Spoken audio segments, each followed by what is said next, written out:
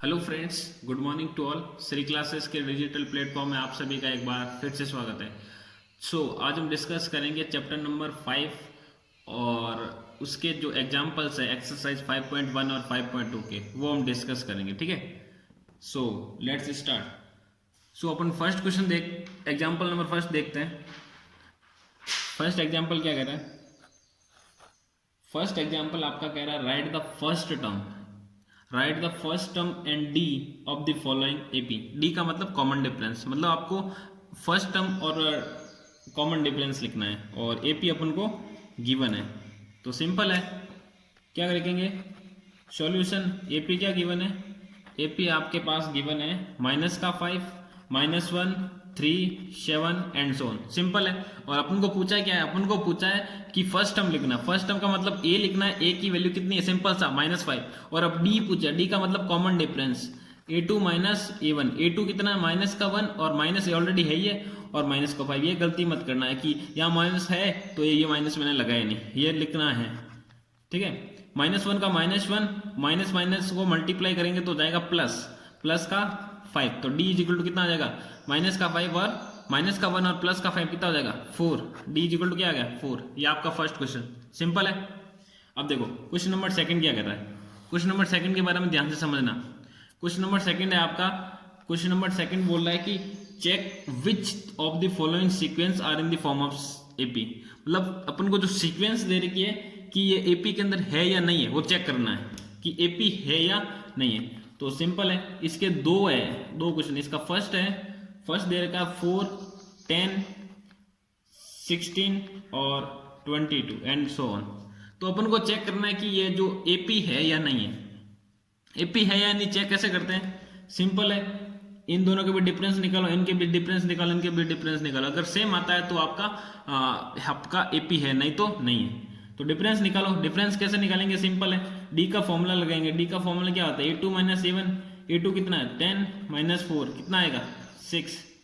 ऐसे कैसे डी और निकालो? a3 -a2, मतलब इन दोनों का बीच डिफरेंस निकाल लिया, इनके बीच निकालना। ये इसको क्या बोलते हैं? a3। इसको क्या बोलते हैं? a2।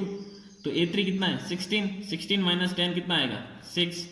ऐसे कैसे इनके बीच निकालो डिफरेंस? तो d इजिकल टू क्या हो जाएगा? a4 -a3। अब a4 कितना है? 22। 22 - 16 कितना होता है? ये भी 6। अब देखो यहाँ पे भी 6, यहाँ पे भी 6, यहाँ पे भी 6। अगर सारे d अगर सेम आ जाए, सारे d अगर आपके सेम आ गए तो आपका एपी है। तो लिखना क्या है? Hence here all common difference are same। show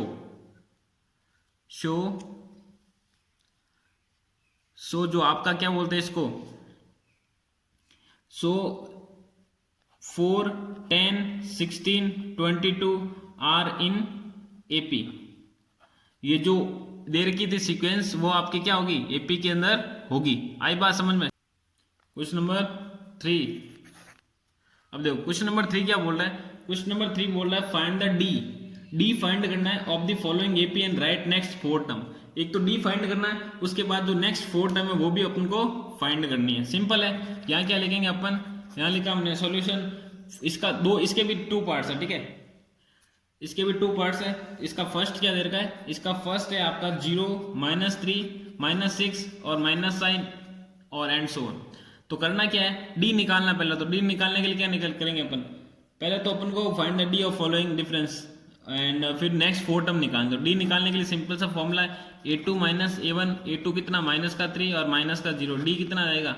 -3। अब d -3 आ गया। अब नेक्स्ट 4 टर्म निकालनी है। तो 1, 2, 3 और 4 टर्म तो आ गई। तो नेक्स्ट 4 टर्म कौन सी होगी? a5, a6, a7 और a8। a5 का मतलब क्या होता है? मैंने बताया था सिंपल सा a4 + d या फिर a + 4d भी कर सकते हैं। और a6 का मतलब होता है a5 + d। a5 + d या हो जाएगा a + 5d। इसका मतलब a + 6d। इसका मतलब a + 7d। आई बात समझ में? सिंपल है। अब देखो a4 की वैल्यू कितनी है? -9। ये लो -9 और डी कितना है माइनस का 3, ये कितना आ जाएगा माइनस का 12। अब A5 कितना है माइनस का 12 और डी कितना है माइनस का 3, कितना आएगा माइनस का 15। और A6 कितना है माइनस का 15, डी माइनस का 3, ये हो जाएगा माइनस का 18, ये हो जाएगा माइनस का 18 माइनस का 3 हो जाएगा माइनस का 21। सिंपल सा 4 टर्म पूछा था बस। ऐसे कैसे इसका भी सेकंड पार्ट कर लेते हैं अपन। इसका भी सेकंड पार्ट आसान है, कुछ नहीं है। इसका सेकंड पार्ट क्या पूछा अपने को, इसका सेकंड पार्ट पूछा है कि इसकी वैल्यू क्या दे रखी है। एक तो दे रखा -1 AP और -5/6 और माइनस का 2/3 एंड सो ऑन। ये AP गिवन है, अपन को वही सेम चीज निकालने, पहले डी निकालना। तो डी के लिए क्या फॉर्मूला होता है A2 - A1। अच्छा A2 क्या है माइनस का 5/6 माइनस का माइनस एक और ये माइनस आ जाएगा, तो माइनस का 5/6 का माइनस का 5 माइनस और माइनस को मल्टीप्लाई करेंगे तो हो जाएगा प्लस, प्लस का 1। अब देखो 6 का 6 -5 और प्लस का 6। अब देखो मल्टीप्लाई करेंगे तो क्या आएगा, अब देखो अब आ जाएगा आपके माइनस का 5 प्लस का 6 की वैल्यू कितनी होती है, -5 + 6 की वैल्यू होती है आपके 1 और 1/6। डी कितना आ गया 1/6। अगर डी 1/6 आ गया तो नेक्स्ट 4 टर्म निकालने में कोई दिक्कत होने वाली नहीं है। तो नेक्स्ट 4 टर्म कैसे निकालेंगे, सिंपल है। नेक्स्ट 4 टर्म कौन सी आएगी, A5 A6 A7 और A8, यही 4 टर्म होगी नेक्स्ट। अब देखो A5 का मतलब क्या होता है A4 + D, A6 का मतलब क्या होता है A5 + D, A7 का मतलब क्या होता है A6 + D, A8 का मतलब क्या होता है A7 + D। A4 कितना दे रखा है अपने पास, A4 दे रखा है माइनस, A4 नहीं अपने पास 3 वैल्यू दे रखी ना, A1 A2 A3, तो ये हो जाएगा आपका A4 मतलब ये A3 ये A5 तो ये A4 और ये कौन सा हो जाएगा A6 तो ये A5 हो जाएगा और ये हो जाएगा A7 तो ये हो जाएगा A6। आई बात समझ में, ये थोड़ा करेक्शन कर लेना। अब देखो A3 की क्वेश्चन में दे रखा माइनस का 2/3 और D अपने पास आया 1/6। अगर मैं इनको सॉल्व करूंगा तो क्या वैल्यू आएगी, नीचे कॉमन ले लूंगा सिंपल सा 6, तो 2 मल्टीप्लाई हो जाएगा तो -4 और यहाँ तो +1 रहेगा, -4 + 1 हो जाएगा -3 तो -3/6। अब देखो ये और सॉल्व भी कर सकते हैं, फिर रहने दो। -3/6 + 1/6 क्या आएगा, माइनस नीचे आ गया 6 और ऊपर हो जाएगा -3 + 1, -3 + 1 होता है -2। अब देखो -2/6 और प्लस D 1/6, इसको कैंसिल मत करो, कैंसिल करोगे तो क्या होगा कि ये जो आपको नीचे कॉमन लेना पड़ेगा बार बार, तो कॉमन लेने की जरूरत नहीं पड़ेगी, एलसीएम लेने की जरूरत नहीं पड़ेगी। तो 6 का 6 तो -2 + 1 हो गया -1/6, ये आ गया -1/6 और प्लस का 1/6 क्या आ जाएगा 0, क्योंकि माइनस और प्लस दोनों आपस में अगर सेम वैल्यू तो वो क्या हो जाता है 0 हो जाता है। आई बात समझ में, ये आपका क्वेश्चन नंबर 3 है, सिंपल है। क्वेश्चन नंबर 4, अब देखो क्वेश्चन नंबर 4 क्या कह रहा है, find the 30th and nth term, nth मतलब general term, find the 30th and general term of AP 10 7 4। AP क्या गिवन है, AP गिवन है आपके 10 7 4 एंड सो ऑन, ठीक है, ये AP गिवन है। और निकालना क्या है, निकालना है अपन को A30 निकालना है, A30 निकालना है और nth टर्म मतलब होता है आपका n, an, ठीक है, nth का टर्म मतलब होता है आपका an, या फिर जनरल टर्म बोल सकते हैं या फिर लास्ट टर्म बोल सकते हो, कुछ भी बोल सकते हो आपको, या फिर an को आप l भी लिख सकते हैं। आई बात समझ में, सिंपल क्वेश्चन है। तो करेंगे कैसे, जो वैल्यू दे रखी है वो लिख दो पहले। a कितना देर का है 10, d निकाल लेंगे अपन A2 - A1, A2 कितना है 7 - 10 कितना आएगा -3, d आ गया -3। अब देखो d आ गया -3 और a आ गया 10, तो अपन को अगर A30 निकालना है तो A30 सिंपल निकल जाएगा कैसे, A30 = A प्लस कितना 9D 29D, सिंपल है। अगर मैं यहाँ A5 लिखता था तो A + 4D आता, अगर मैं A6 लिखता तो A + 5D आता है। अगर यहाँ 30 है तो यहाँ एक कम लिख दो बस, और बाकी A+ वो सेम हो जाएगा वैल्यू। तो A30 = A की वैल्यू कितनी है 10 प्लस 29 × D की वैल्यू कितनी है -3, तो 10 का 10 और -3 को 29 से मल्टीप्लाई करूंगा, 9 × 27 2 6 2 8 और वो भी माइनस का, तो वैल्यू करेंगे सॉल्व करेंगे इसको तो कितना आएगा, सॉल्व करेंगे तो वैल्यू आ जाएगा आपके पास -77 -77। आई बात समझ में, सिंपल है। अब देखो a 30 आ गया, अब निकालेंगे क्या, अब निकालना मेरे को an निकालना है। अब मेरे को an चाहिए तो an का फॉर्मूला पता है, an का फॉर्मूला पता है। an का फॉर्मूला क्या होता है, a plus N minus one into D. अच्छा a क्या है, a अपन को दे रखा है 10 प्लस n अगर नहीं दे रखा ना, n अगर, क्योंकि nth टर्म ही निकालना मेरे को, अगर यहाँ n लिया ना तो मेरे को n ही रहने देना, यहाँ पे चेंज नहीं करना है, ये बात ध्यान रखनी है अपने को। और d कितना देर का है, माइनस का 3, तो माइनस का 3। जैसे पिछली बार कुछ में पूछा था ना, यहाँ 30 पूछा था, ये 30, तो यहाँ 30 तो मैंने 30 लिया। अगर यहाँ n है तो यहाँ अगर n ही पूछा तो nth टर्म तो यहाँ पर n ही लेंगे अपन। आई बात समझ में। तो 10 का 10 माइनस 3 को n से मल्टीप्लाई करूंगा तो माइनस का 3n, और माइनस प्लस और 1 इंटू 3 3, ये हो गया 10 और 3 हो गया 13, 13 माइनस का 3n। बस इतना ही लिखना अपने को, n है ना n ही रहना दो उसको। आई बात। अब देखो क्वेश्चन नंबर 5 देखो, क्वेश्चन नंबर 5 क्या दे रखा है, क्वेश्चन नंबर 5 दे रखा है अपने पास which term of an AP, which term of an, which term का मतलब होता है कि कितने टर्म हो गए एपी के अंदर। तो एपी दे रखी 13, 15, 27, 39 and so on, last term दे रखा 369। कि क्वेश्चन में सिंपल सा पूछा है कि जो 369 है ना वो कौन से टर्म पे आएगा, कौन से टर्म का मतलब नंबर ऑफ टर्म निकालना, सिंपल सा। यहाँ जो दे रखा है वो लिख दो पहले, a इक्वल टू दे रखा 3, d इक्वल टू अपन निकाल लेंगे a2 माइनस a1। अच्छा a2 कितना है 15, 15 माइनस 3 करूंगा तो क्या आ जाएगा 12, ये आ गया d। अगर d 12 आ गया तो an भी दे रखा है, an कितना दे रखा है 369, मतलब लास्ट टर्म मतलब an।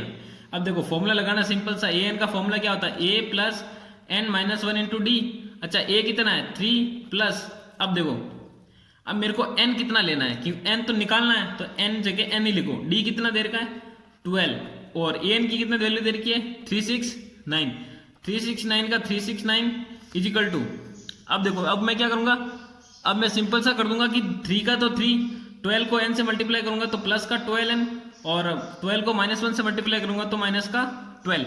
आई बात समझ में। और 3 और माइनस 12 का मतलब हो गया आपके दोनों को, अगर मैं माइनस करूंगा तो कितना आएगा माइनस का 9, अगर माइनस n को उधर भेजूंगा तो प्लस हो जाएगा, तो 369 प्लस का 9 हो जाएगा इक्वल्स टू 12n। आई बात समझ में। अब देखो मैं ऐड करके यहाँ लिखता हूँ 369 प्लस 9 कितना होता है, अगर मैं 1 ऐड करता हूँ तो 340, पीछे 8 बचा तो 3648, और ये 12 मल्टीप्लाई में होता जाएगा तो डिवाइड में is equal to n। n equal to कितना देगा 12 का मैं डिवाइड करूँ तो 5 टाइम्स जाएगा पहले तो हो गया आपके 60, फिर बचा 4 तो 48 4 टाइम्स, तो n वैल्यू क्या आ गई, n इक्वल टू आ गया 54th term, 54th term of AP, 54th term of AP is कितना हो जाएगा, कौन सा हो जाएगा 369, क्योंकि 369 होगा, n का मतलब है कि जितने टर्म है ना वो निकालेगा, तो 54वां टर्म कौन सा होगा 369 हो जाएगा। क्वेश्चन नंबर 6, अब देखो क्वेश्चन नंबर 6 क्या कह रहा है, find the number of term in AP. Number of term निकालना, नंबर ऑफ टर्म का मतलब क्या, सिंपल सा है कि नंबर ऑफ टर्म मतलब जब भी पूछे तो वैल्यू वो क्या होगा n होगा, या नंबर ऑफ टर्म हो गई, विच टर्म हो गया, ये सब क्या है, ये आपका सिंपल सा n है। तो n निकालने के लिए क्या करना पड़ेगा अपन को, एपी गिवन है तो एपी लिख दो पहले, एपी क्या गिवन है, एपी गिवन है 7, 13, 19 एंड सो ऑन, और लास्ट टर्म दे रखा 205। यहाँ जो वैल्यू दे रखी है वो लिख दो, a कितना दे रखा है 7, d निकाल दो a2 माइनस a1, a2 कितना है 13, 13 माइनस 7 कितना आएगा 6, d इक्वल टू क्या आ गया 6। अब देखो d 6 आ गया और a ये आ गया, और an कितना हो गया 205। तो सिंपल सा an का फॉर्मूला लगा देंगे a plus n minus 1 into D, an कितना हो गया 205 इज इक्वल टू a कितना है, a आपका 7 plus n minus 1 into D कितना है 6, तो 205 इज इक्वल टू 7 का 7 प्लस मल्टीप्लाई करेंगे तो क्या आएगा 6n माइनस का 6। अब देखो 7 माइनस 6 कितना बचा 1, 1 को उधर भेजेंगे, प्लस का 1 है तो उधर जाएगा तो माइनस का 1 हो जाएगा इज इक्वल टू 6n, हो जाएगा 204। क्या हो गया 205 में से 1 माइनस करूंगा तो 204 ही आएगा सिंपल सा। अगर देखो 204 में से इज इक्वल टू 6n, अब n is equal to 204 divided by 6 करूंगा तो n की वैल्यू कितनी आएगी, सिंपल सी n की वैल्यू आ जाएगी सिंपल सी आपके पहले तो 3 टाइम्स डिवाइड किया 18 2 24, n की वैल्यू क्या आ गई 34, n इक्वल टू आ गया आपके पास 34। सिंपल सा, यही क्वेश्चन में पूछा था बस। क्वेश्चन नंबर 7, क्वेश्चन नंबर 7 क्या दे रखा अपने पास, if third term of an AP is 12 and 50 term is 50 मतलब A50 is 106, find its 29 term. Simple सा क्वेश्चन है, जो आपने 5.2 में हमने किया था ना, वही क्वेश्चन है बस। थर्ड टर्म क्या दे रखा है, थर्ड टर्म दे रखा है आपके 12, थर्ड टर्म मतलब A3, 12 दे रखा है, एंड 50 टर्म, 50 मतलब हो गया A50, कितना हो गया A50, कितना दे रखा है 106, और निकालना क्या है A29। बस A29 का मतलब समझ लो, A29 का मतलब होता है A plus 28D, A plus 28D। अगर मेरे को A29 निकालना तो सिंपल दो वैल्यू चाहिए, A और D। वो A और D कहां से आएगा, इन दोनों से आएगा। तो सॉल्व करते हैं, चले। A3 का मतलब लिख दिया मैंने, A plus 2D is equal to 12। A50 का मतलब होता है A plus 49D is equal to 106। आई बात समझ में। इन दोनों को इक्वेशन ले लिया मैंने फर्स्ट, इक्वेशन ले ली मैंने second. From equation first and second, अब देखो from first and second equation से क्या होगा, मैं क्या करूंगा कि A plus 49D is equal to 106 है, और A प्लस 2D है जो इक्वल्स टू 12 है, दोनों को क्या कर दूं मैं, माइनस कर दूं। क्या कर दूं मैं, दोनों को मैं अगर माइनस करूंगा तो क्या फर्क पड़ेगा, दोनों को माइनस करूंगा तो फर्क पड़ेगा कि एक चीज कैंसिल हो जाएगी, कौन सी, A से A कैंसिल हो गया। अब 49 में से 2 कैंसिल होगा तो 47D इज इक्वल टू 106 में से मैं 12 माइनस करूँ तो 6 में से 6 ये माइनस हो गया, ये 6 माइनस करूंगा तो 94, तो D is equal to 94 upon 47, simple सा वैल्यू आ जाएगी आपके पास 2। तो D कितना आ गया 2।